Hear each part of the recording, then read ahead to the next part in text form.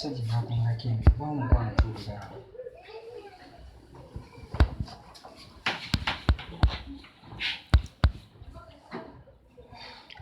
Naye ate oyo y'ani aliyo?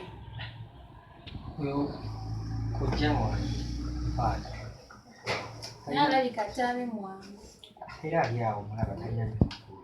Naye babyeyo sigenda ssula kuba mbadde ngenda ssula. Aba kino kyosula mukwano. Koyo kojjaawo gwe tomulaba. Nziramu ku layini zo.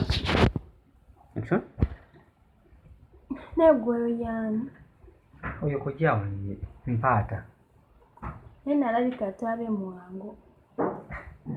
Ndowooza era omulaba talina makulu. Mbadde ngenda ssula naye ate kati ebituusa siri wa kusula. Nene mukwano togenda kati naki ekikutwala? Koyo kojjaawo gwe gw'olabye. Oyo naye muveeko talina makulu. Tekimugane kujja ku buliri.